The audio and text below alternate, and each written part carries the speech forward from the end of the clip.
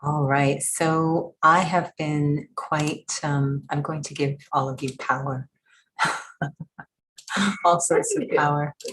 Mhm. Um, a power on the platform, not in general. I don't have that kind of power myself. Um, Today I was thinking we can look at this blending of stillness and movement or motion. It's kind of intriguing to me.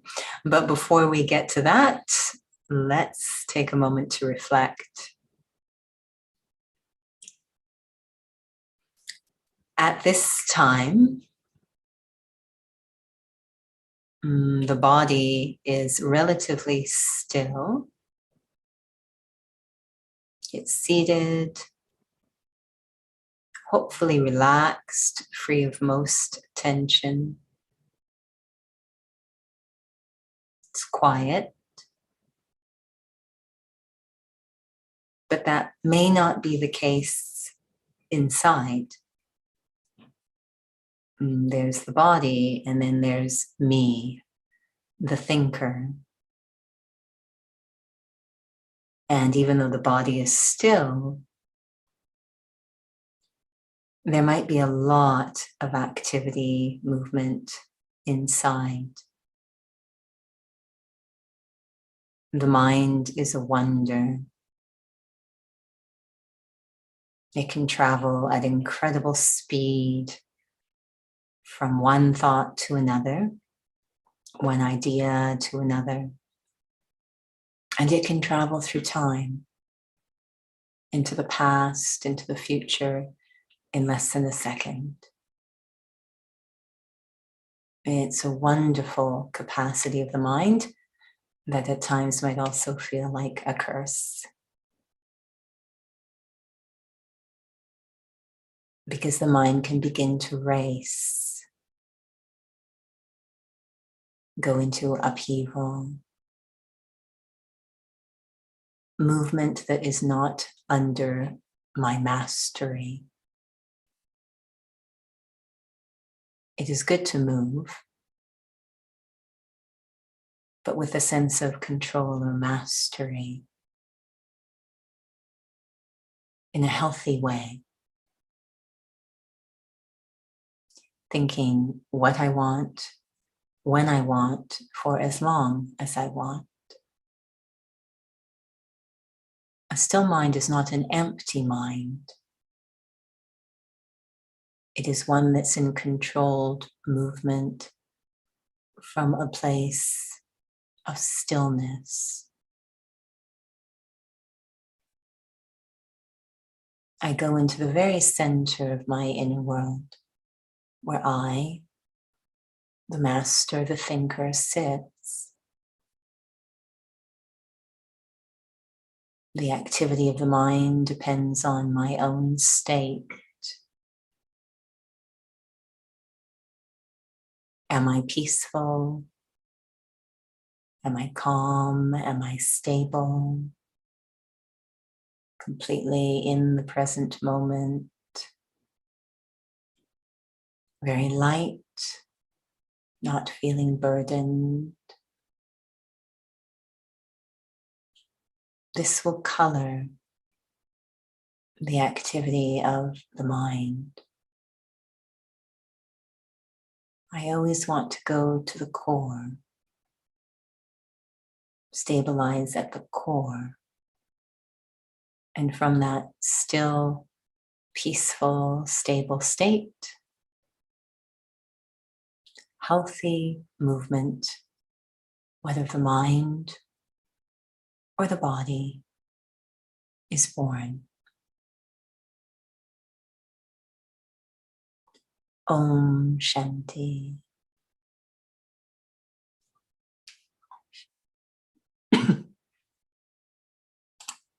So welcome again, Inner Fitness, this relationship between stillness and movement. And I hope first off that topic is okay, because if you have another topic, I'm so open to exploring anything. It's okay? All right. Nora, is it okay? All right. Maybe I should ask myself. um, just was training with someone, and I was so struck by what happened during the training, but also a comment they made at the end.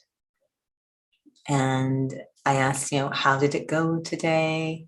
And they said, I just didn't feel as quiet and calm inside as I have on other sessions. So it felt I wasn't really in control of the movement. And there was a point during the session when they had to be on unstable equipment balancing. And I've seen them, they've done it before, not a problem. But today I could see they were a little bit all over.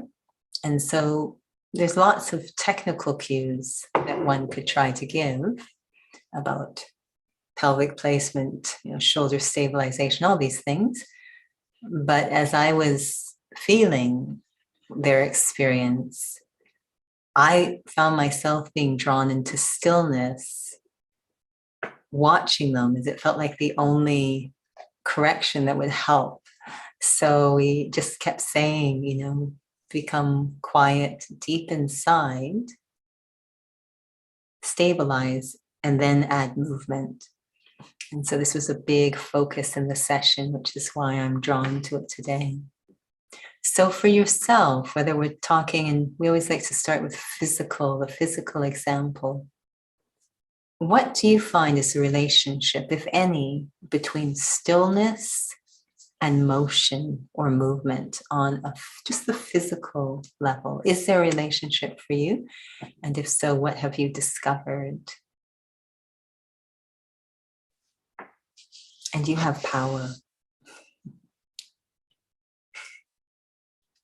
If you want to unmute, you have the power to unmute. Sorry, you may have other powers as well. You have the power to unmute. So, however you wish to share. I hope you do. Yes. I think it's just an experience that I experienced this morning. So I'm doing HIIT intervals in a bike, and I'm in front of the mirror. Mm-hmm. So I'm very conscious of the physical, and the inside. The inside means that I am in good alignment because I'm looking to the instructor. So she was cueing, elbows this and that and everything. And it just like, okay, I don't see any, reflection of what the instruction, because I'm looking at her. So what I did is I focus on myself. I look at the mirror. Instead of criticizing her, I had this, inner voice that, okay, focus on yourself, and being still. I look at my image on the mirror. I see the proper alignment, and there's so much like benefit in a way that there's no discomfort, and everything seems to be smooth. And it feels like I've done something. It feels like this class is worth it. I am benefited in it because everything seems to be smooth, and there's no pain. Sometimes if I push too much, there's some pain and discomfort. So sometimes with ego, I just have to like work hardcore. But today I felt that I was more centered, and I felt that I've done the work well. So being still in movement, especially in my workout, not looking what everyone is doing or competing with other people, it makes me focus on the right alignment. And I think there's an inner calmness that I can. So, and after that, there's a sense of accomplishment, which is more I think I'm going more inner, but just content and happy. Yeah. No, it's good. I think that two things I got from your sharing, especially, there were many points, but the two I really felt was, first off, there's a piece that's introversion. So focusing inwards rather than outwards. But the other piece I really liked was that there is greater efficiency, you said, there was flow, there was ease, there was no pain, more productivity. There's more efficient use of energy when we take that moment to set and then put the exertion in, that it's more return, if you will, for the effort. So it's huge, absolutely. And this again is something we've talked about so many times in sessions, about taking that second to set the foundation, which is a very still exercise, a very introvert exercise, before adding movement. So I can get more out of the movement with less effort, if you will. So this is huge. Thank you. Nora, is there anything you want to share?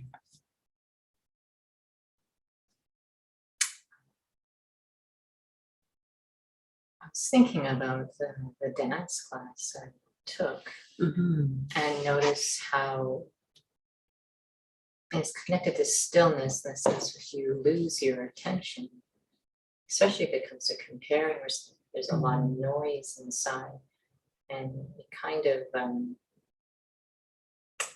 I don't know what it is, but it kind of makes you feel like you can't even pay attention to what you're doing or follow along.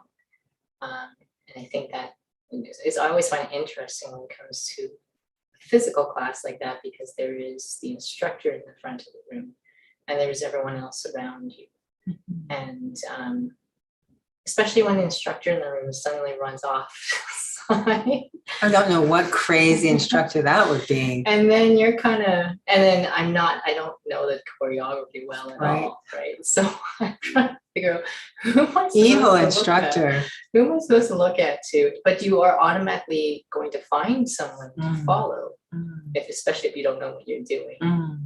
But even in that respect, you're trying to focus. And if you don't have anything to focus on, I feel like internally, then it's just really easy sort of miss what you're doing.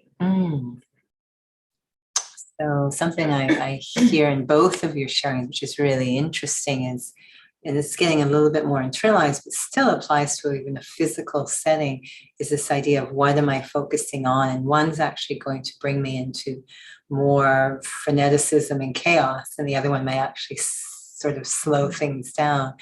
And if I'm focusing externally, comparing, competing, in other words, if ego is driving the focus, if a seeking of value externally is driving the focus, it actually pulls me into more activity. And I find that really interesting, because so often when we think about stillness and movement, we first off think that they are paradoxical, that they don't go together.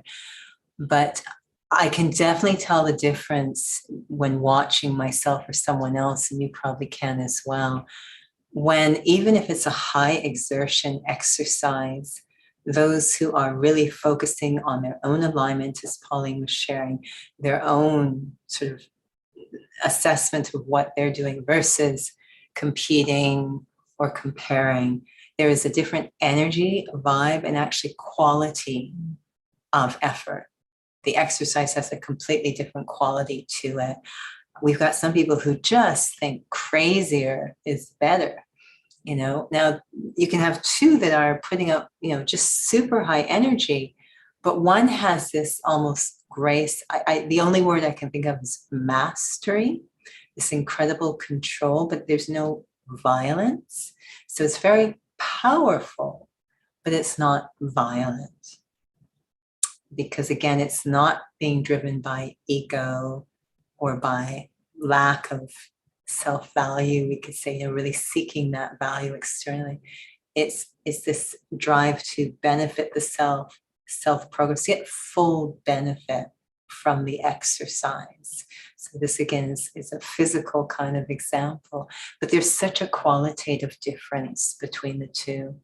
And I think I've shared the example a few times when involved as a child in athletics, in track and field. And there was just always this pull, when I was at the start line and the racer's block, about to get to the racer's blocks. And everyone's very twitchy and jumpy and shaky, trying to stay warm. And then there'd be Judy, who looks just, a breath away from dead, because I would just be standing there completely still. And that always felt like the preparation. I mean, we're trained, keep the muscles warm and keep shaking it. But I found it so much more powerful. I don't know if it's physiologically wise, but I found I would stretch and everything. I'm not saying I didn't warm up, but just those few seconds before getting into the racer's block, I found myself pulled really deeply. Ego is very loud at that moment. You're about to compete. That's how the whole thing's set up. You're about to compete against a bunch of other people, who often are people who are friends who you see at other races. It's very odd. And I just didn't, to be driven by that felt like I'd explode, quite frankly. It would just be very, very painful. So I always like to just go inside and go completely quiet. Now, of course, I didn't formally know what I was doing. It was just this instinct of, and then, runners get into your block. I said, all of this would happen. It would just be this incredible stillness, as if the rest of the world had gone away, and just going so deep inside. Were you able to then stop? It was actually the only way I could race, because ego is so loud in that situation. But the thing is that if you ask any of those runners, they all love to run. So we're doing something we love that can be very twisted by ego, which is at the opposite end of the spectrum to love. So it was a real, I didn't know what I was doing. You don't even know what's going on in your head. It's just all instinct. But this pull ego was so loud and it's so uncomfortable.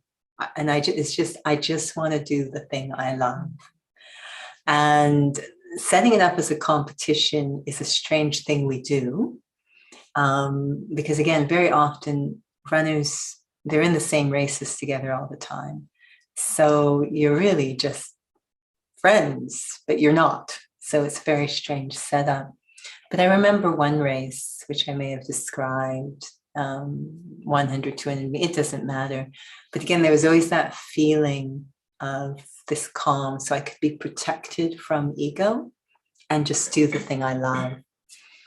And I remember I could hear behind me, and I'm sorry to get into graphics, but I could hear behind me that the runner on one side was becoming sick, if you will, just as we're getting close to the finish line. And,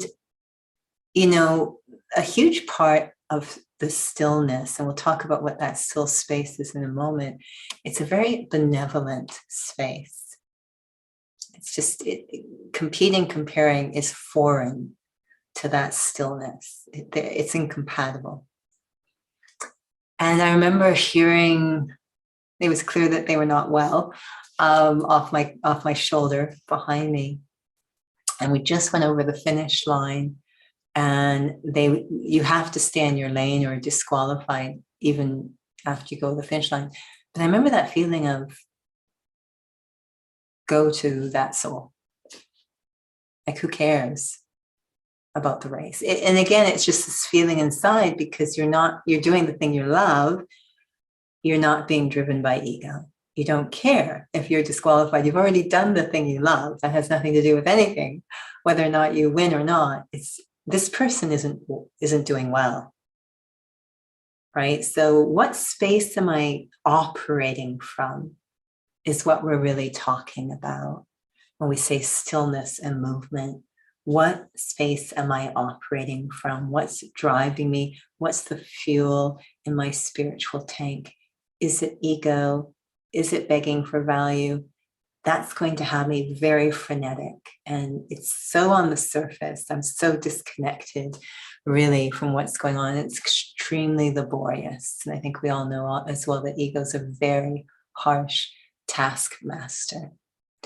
So what is that silence that we're talking about? And it is connected to benefit, a benevolent space. A class that I took today, lovely instructor, and so wonderful at cueing us into the right alignment before we come into movement. She was using a prop as well to help us. And I deeply appreciate that. It was so sweet at the end because, the class ends and we're all sitting there, and the next class is fairly, boot camp and crazy, and we're all sitting there. She says, "Okay, so you have the next class," and we're saying, "There's no way. There's no way. We're so zenned out. There's just no possible way." I can imagine myself jumping around. And yet it's amazing how the next class went because we were coming from that really Zen place. But it's very beautiful when you take souls into a beneficial space and then you move from that space. So this is huge about what that stillness, that silence is. In a physical setting, it's the right alignment. That's what the stillness is, that you go deep inside. You need quite a bit of body awareness to be able to get the body. You have to be so quiet and still inside to be able to find that very benevolent alignment, that really healthy alignment. I know you were doing some exercises just before as I walked in, and it looked like stability work. I could be wrong. So what was going on with your awareness as you were trying to do those exercises? Whether or not you felt you were plugging into anything or like, what am I doing? But what did you notice about your activity? I definitely was in concentration. Mm-hmm. Also because I was counting how long I was in that position. So it's Mhm. like I can say hello, but I don't want to lose my count. Mm-hmm. But definitely hoping I was aiming for the proper alignment, Mm-hmm. because there's a certain benefit I've been feeling doing the workout. Mm-hmm. And now that's become something very important, Mm-hmm. because otherwise, what's the point of doing it, right? Mm-hmm.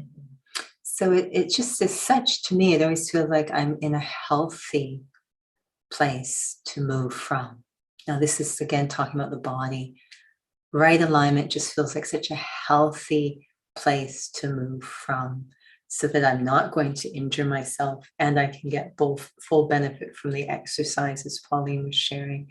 So physically, that alignment feels so healthy, and taking a moment to go inside, it does require a concentration or an introversion or focusing to feel that physical alignment, that healthy place, and then I come into movement. So that's the physical example. As we, so often in spirituality, there's the feeling that there's spirituality and then day-to-day life, and never the two shall meet. And of course, we have this idea of karma yogi, this idea of I want to be in a spiritual state as I go through my day, as I act and interact, as I think and speak and perform deeds. I want to do it from a certain stage or state, which is, yes, free from ego, free from begging, free from neediness. All of that freneticism isn't there. So that means that rather than fighting against ego or fighting against seeking, I want to figure out, what does that healthy place to operate feel like? Right? What's that? Just as the body has a healthy alignment to operate one from, spiritually, what's that healthy awareness, that really benevolent awareness to operate from? I know both of you know the answer, probably those listening too. We talk about soul consciousness or spiritual awareness. And it always struck me, I don't know if it's the case, because personally, when I think of peace, I don't know why, I always think of the color blue. Not sure what that's about, but it's very often connected to the color green. And green to me is always a color for healing and healthy.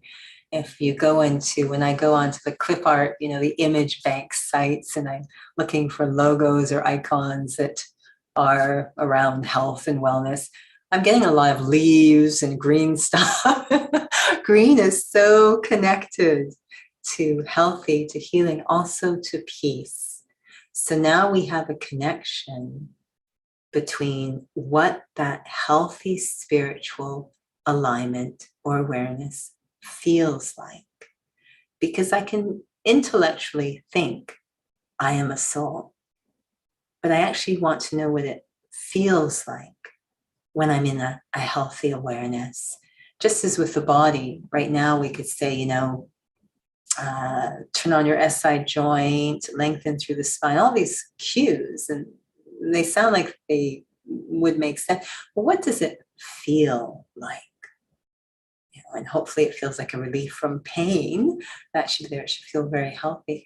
But when I'm in the right awareness or spiritual alignment internally, it feels extremely peaceful.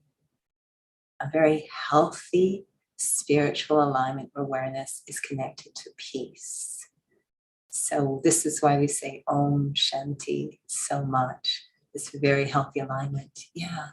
It's interesting you share that, because you shared a previous session you were in, and where you asked individuals to close their eyes and to be able to see if they can feel the difference.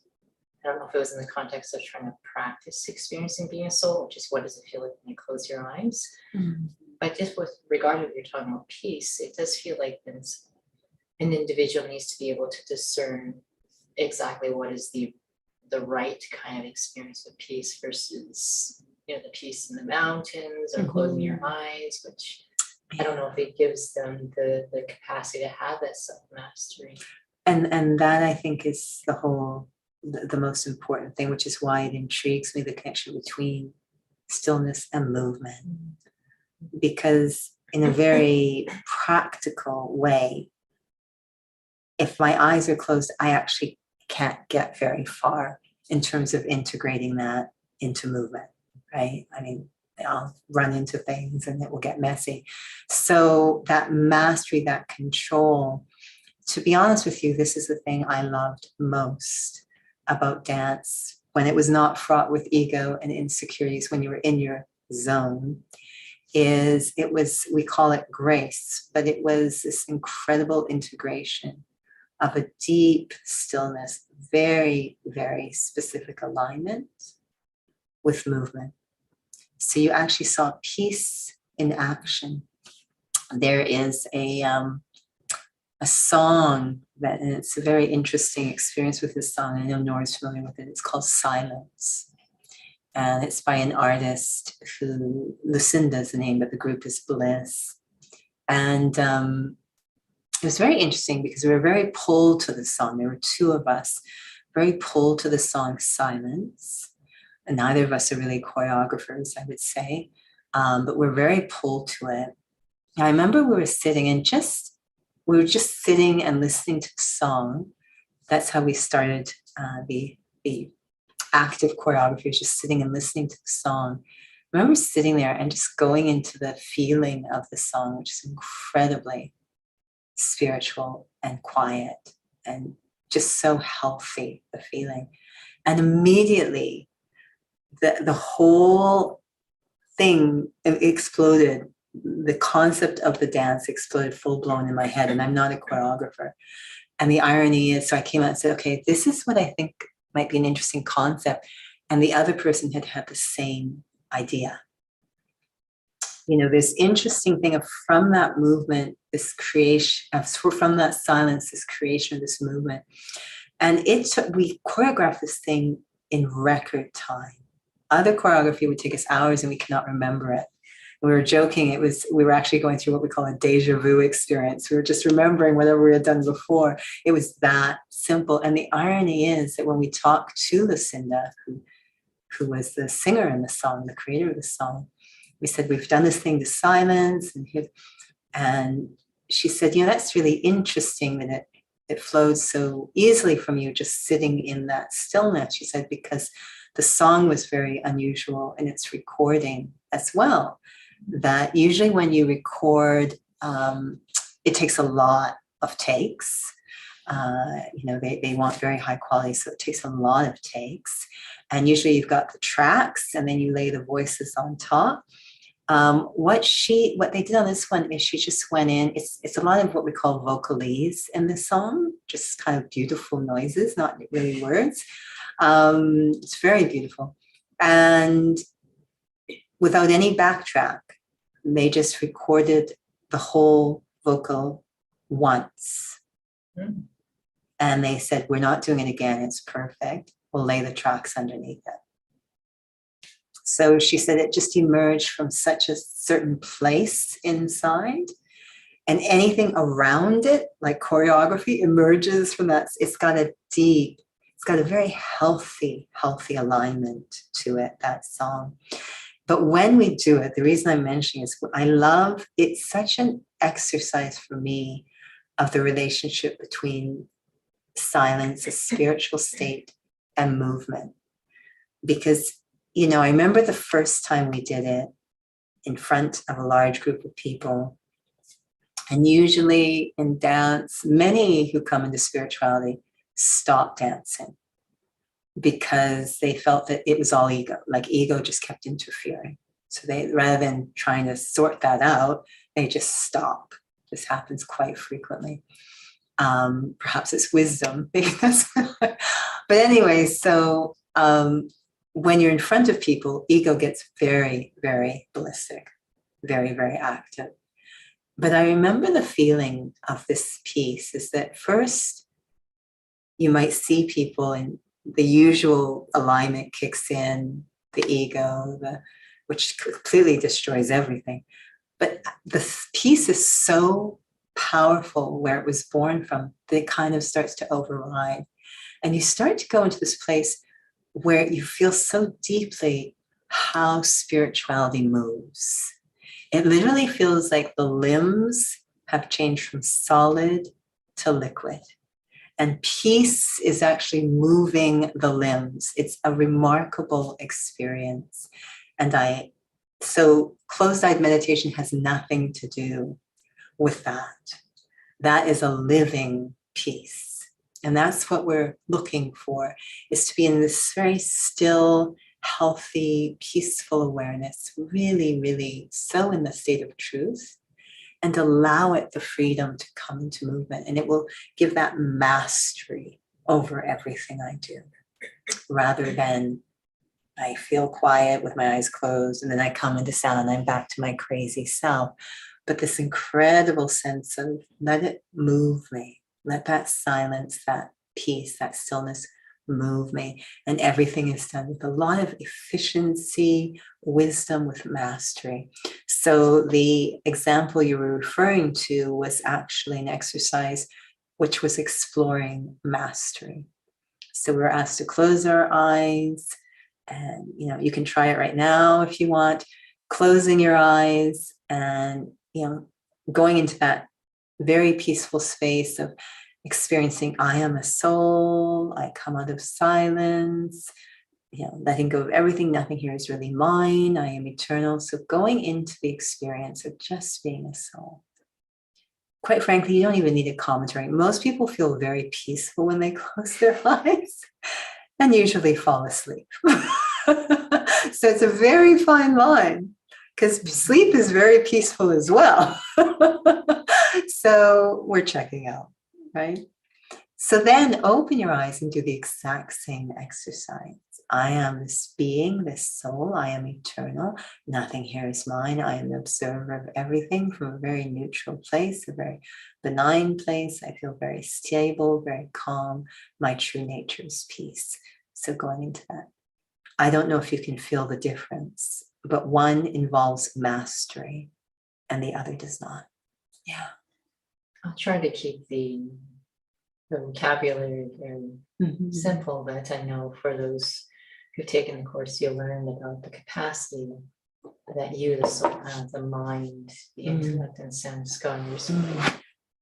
But lately, this realization experience I had was very much related to this exercise, where what I feel that when soul consciousness is a concept, it kind of feels like you're trying to get your mind to take you there. But you're not really going there. It's just your mind. I don't know how to articulate any better. But when you really, really go there, like it's just a feeling it's all you. You can say in your mind, intellect, and scars are all aligned, but it just feels like it's all you. And this experience you're having us go into, just close your eyes. it kind of feels like that you're sort of just, I don't know, it's a very passive experience. But when your eyes are open and you're actually demanded to, you have to go there. It's a completely different experience to realize. It's funny, very early when I was coming into this, there was a senior teacher who was quite insistent that we at least begin with our eyes open. She was quite adamant that we try to do it this way. And she talked about, the concentration, that mastery. Because one is, I'm really kind of, when you're sharing, I can imagine myself into all sorts of places. Like I'm just playing a movie in my head and I'm not moving. I'm still actually body conscious. And there's this thing called the soul. And, it's very separate in some ways. But the other, I become, which doesn't require me to close my eyes. I don't need to close my eyes to imagine I'm Judy. I don't need to close my eyes for ego to take over. I don't need to close my eyes for any of those. So it's odd that I would have to close my eyes to stabilize in the truth. It's quite odd, actually. Sorry, Pauline, did you want to share? I wasn't sure. I saw movement. No, I'm just touching my. Oh, okay. But since you asked, I may probably have something to share. This is in relation to this physical job. So as a massage therapist, when I work, ever since there's an innate nature of me that is like a dance. So much grace when I do massage, as long as I'm in my spiritual awareness. And before the study, I used to close my eyes because I kind of, like concentrate, and I can actually exactly know where the spot is if I close my eyes. And, it's very graceful. And then now I started to open my eyes, really have that awareness as a soul. So I know there's a little bit of distraction because you see the physical body, but eventually I felt like it's even more powerful because I feel like it's like very strong, like feeling of like, I don't know, calmness and more, again, smooth flowing. And there's effectivity more when I'm opening my eyes when it comes to my treatment. And response, I get more response, although I'm not really expecting, but based on people who is receiving the treatment, I can definitely feel, how their experience was. So opening my eyes now more than closing my eyes as I do my treatment, I think it's more powerful. And it's quite challenging at the beginning. It comes more of a natural flow of treatment that I can offer. And as I mentioned, I can be more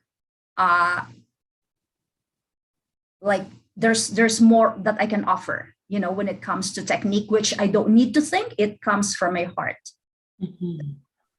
Very nice. And that's really, we have the word integration. I'm trying to, again, physically, when I'm in the right alignment, more capacities of the body are unlocked.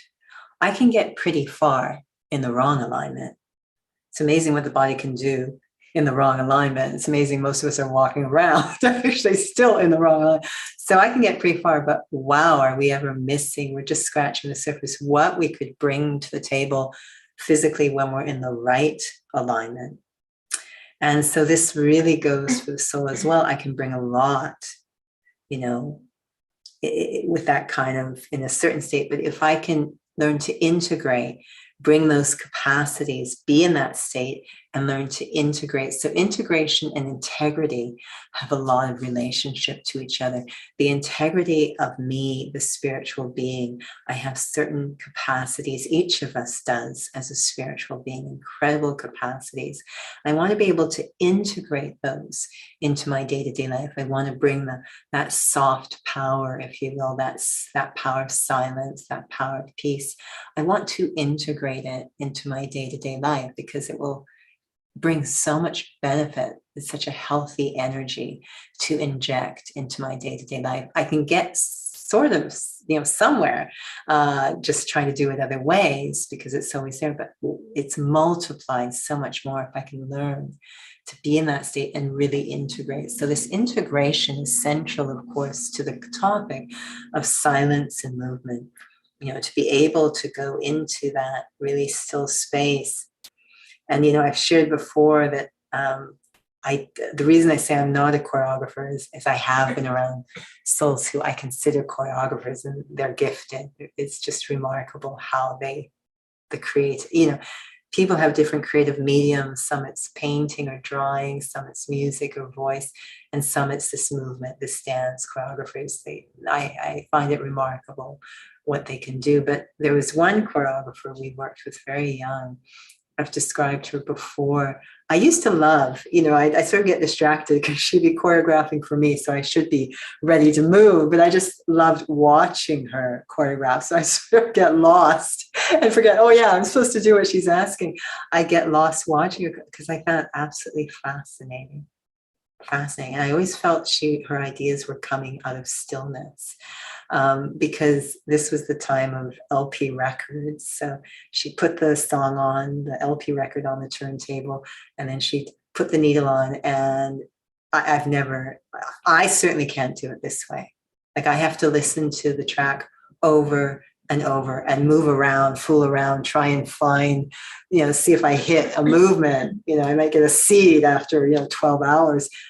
She was remarkable to witness. So she would put whether it was individual or group, so she could do this with a bunch of dancers in her head. She would put the needle on, and she literally, this is what she would look like. The music would be playing. She's like,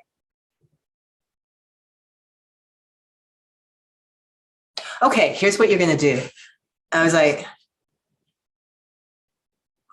what just happened there? And it was always very unique.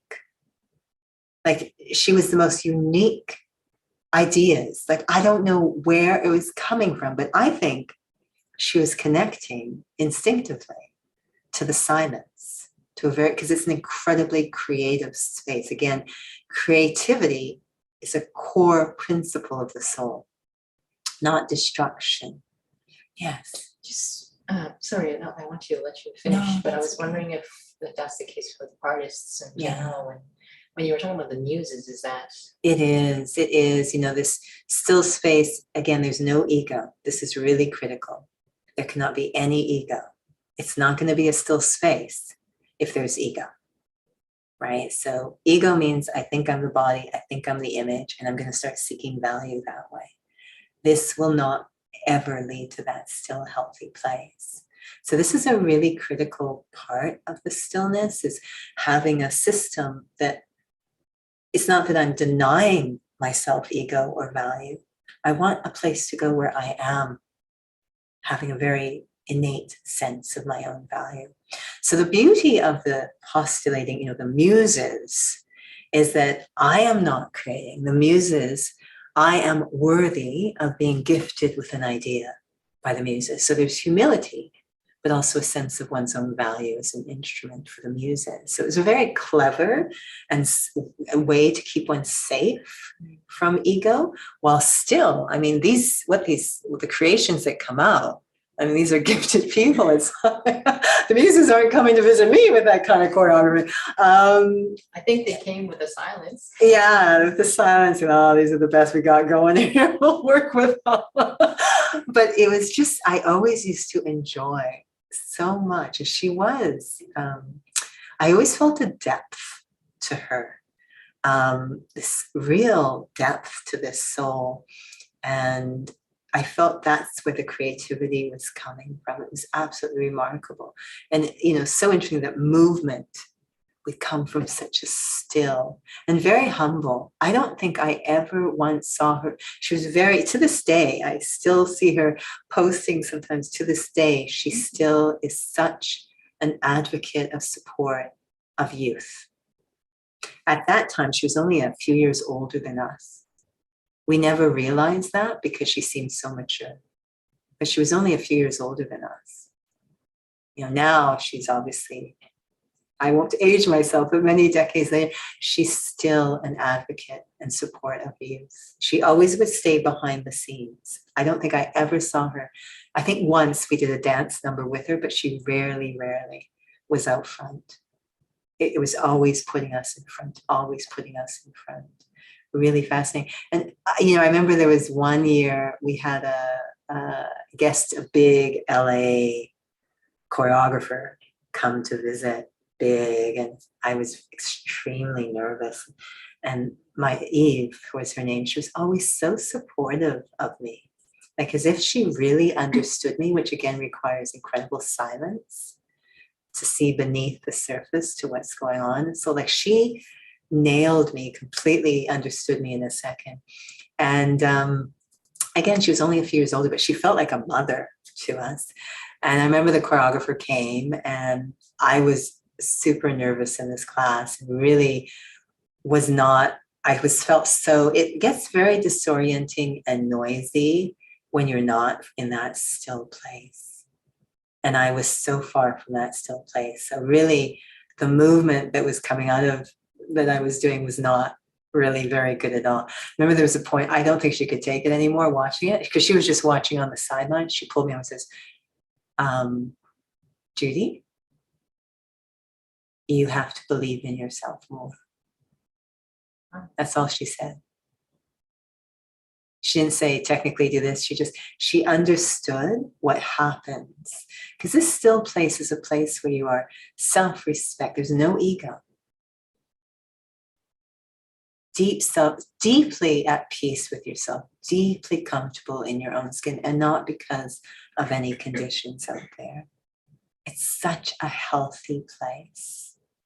And to operate, to come into movement from that place, our full capacity is expressed. So it will be more efficient. It will be greater than anything we could do through struggling and fighting and all of this kind of crazy comparing, competing. It's a very powerful but quiet, graceful space. So much self-respect, so peace, so calm. We actually like ourselves in this space. There's a good relationship with the self in that stillness because there's no ego. And then to come out of that space. So sometimes we create that space for each other when we have a very beautiful vision on each other. We can actually create that space for others when we because we're liberating them from ego. And we see them in such a deep way. Eve was very good at this. I may have shared this story before, but to this day, I distinctly remember. This was before coming to the study. I didn't know what drishti or spiritual vision was. But I remember it was a dance competition. I think I was in a category where there was 2 or 3 of us. It was very small. These dance competitions were horrible, and they'd give out first, second, third place. There's only 3 of us, so it's going to be really pathetic if you don't place at all, right? And I remember I had to compete against one of my classmates who was super strong on point, like just a really powerhouse, and then someone from another dance school and myself. And at the last second, my instructor decided to put me on point so that at least I could compete. And I knew this was going to totally be it. So I was really just destroyed going into the actual performance and looking quite depressed, I think. And I remember going through it and falling off a point. All sorts of horrible things were happening. And for a second, I looked up to the second balcony. I don't know why. And there was Eve all alone in the second balcony. The drishti, the vision from her, to this day, I don't know why, drishti has a deep impression on me. To this day, I remember it. It was almost as if, when the camera zooms in, it literally is, because she's way up there, but it was like she was right in front of me. It was such a weird, and it was literally she completely understood everything I was feeling inside. In 1 second, I could tell from her vision, she completely understood everything that was going on inside of me. And B, she had complete confidence in me. Like her vision was trying to infuse confidence into me. And I remember it was like someone threw me a lifesaver. I was drowning in an ocean of self-doubt, and she threw this lifesaver through her vision. We can do this for it. And she took me into this beautiful, still place where there wasn't all this crazy activity of I hate myself, I hate being on point, I can't believe they did this to me, and I have to compete. No, all of that went away. And it was just this beautiful feeling of coming back to what I love. I love to move. I love grace. She just locked in, finished all the other noise with that vision, and came back to that peaceful place, me, the self. So I was able to finish it. I remember at the end, it was Jacques. Jacques was the adjudicator. Don't ask me, Jacques Dubois. And I remember at the end, the three of us are sitting there. There's only three of us standing there. You know, I mean, what I'm sitting going, okay, I don't even get third. I'm not even going to play. It's like I'm just standing there. There's Jackie, who's like super confident, and the third soul, who I can't remember. And I'm sitting there just looking so dejected, like so depressed. I think the depressed thing sort of must have complemented the dance piece. Anyway, and I remember they said, and first place is Judy. I was like, what performance were you watching? And I couldn't for the life of me, because Jackie was so strong on point. I couldn't for the life of me.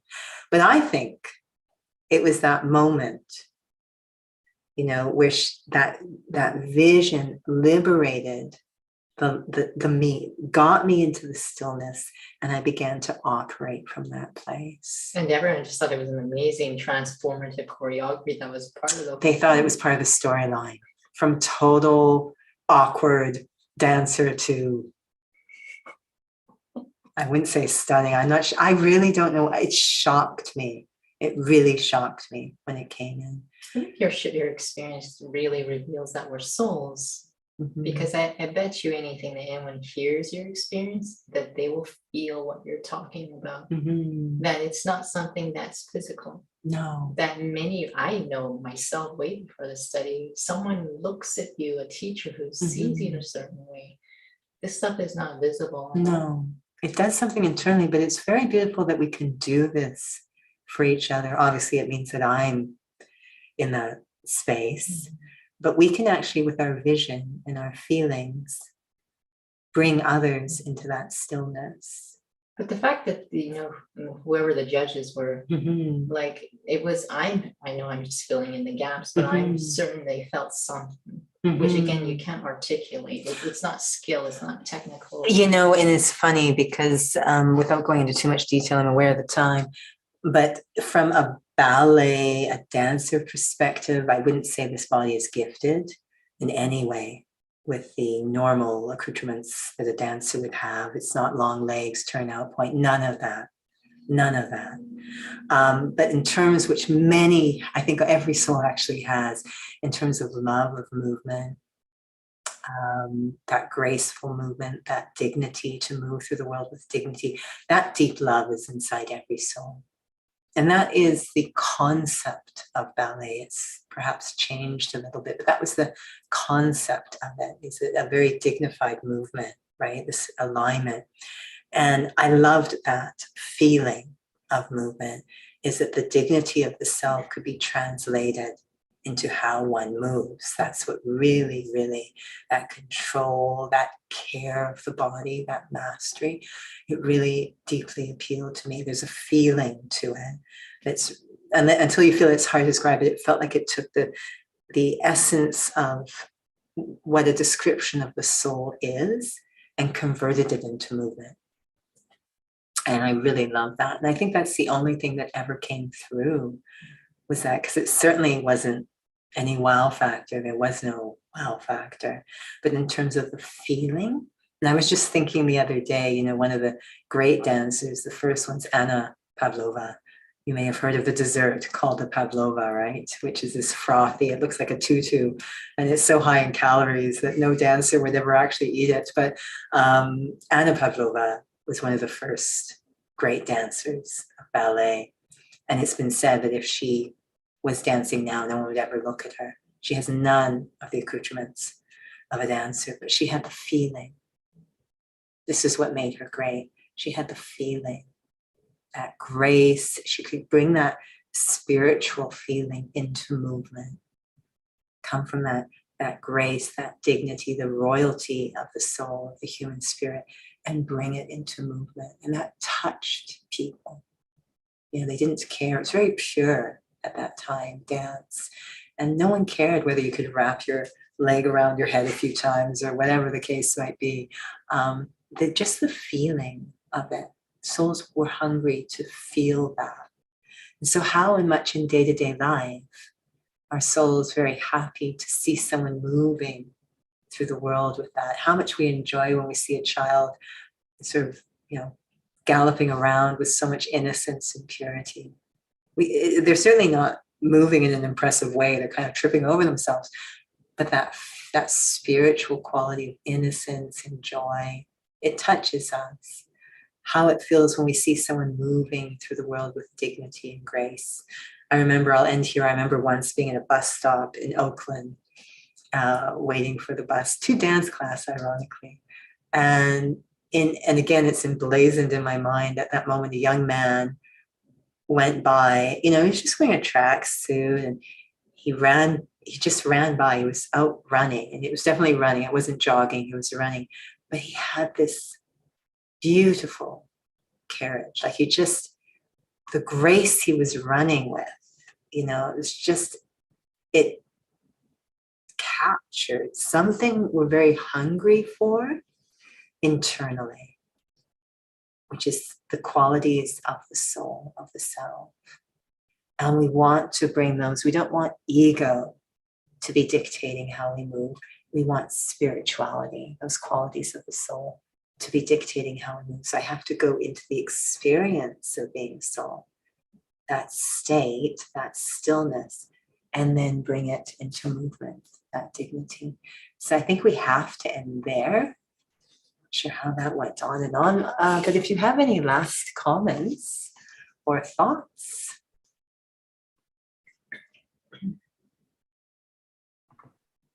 Are we content? Go ahead, Pauline. I'm just reflecting about your experience, winning in that competition. I think so much purity and authenticity inside that to the victorious movement that, to every soul that why you got the first position. So the purity of the movement and the intention of the movement. So, well, as I say, I was thrown a lifesaver through that vision from the second balcony. It really reset me. It was very powerful, and it reminded me that gift we can give to each other. It's interesting. Thank you. No one will Thank ever you, know Pauline. that. No, that's how humble she was. But she really I didn't understood. even know that she did. She doesn't even know, but I'll never forget the look in her eyes. It was absolutely remarkable. So let's take a moment to reflect.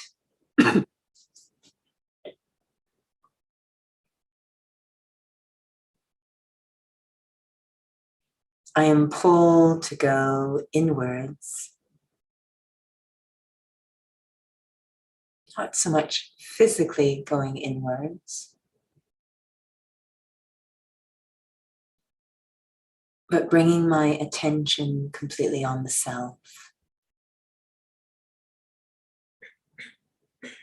And just as I might become very quiet, focused, concentrated, to experience the heartbeat of the body or the breathing of the lungs, subtle activity of the body, I find myself becoming very introverted, concentrated, focused in a natural way in order to really experience the self, to feel the qualities of the self, what it feels like to experience I am a soul. the nature of the self. I spend a lot of time building up the qualities of the image so that the sound of the self has become quite muted.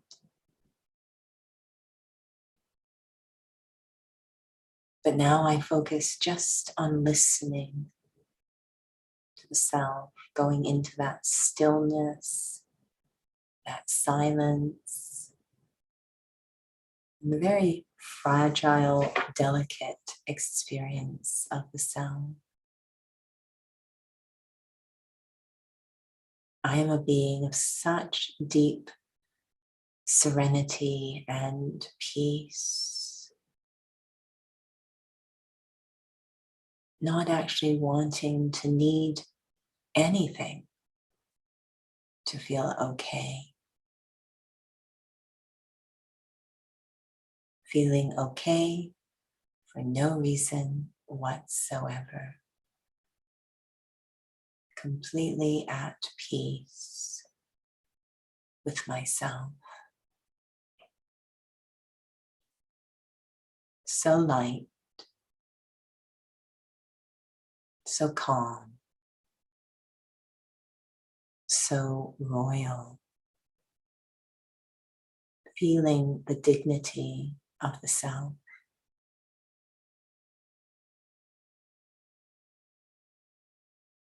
Can I gently hold this state as I come into thoughts and words and interactions? Bringing the experience of the self in that stillness into my movement through the day.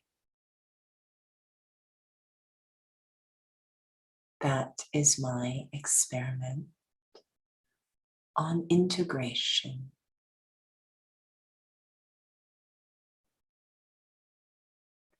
Om Shanti.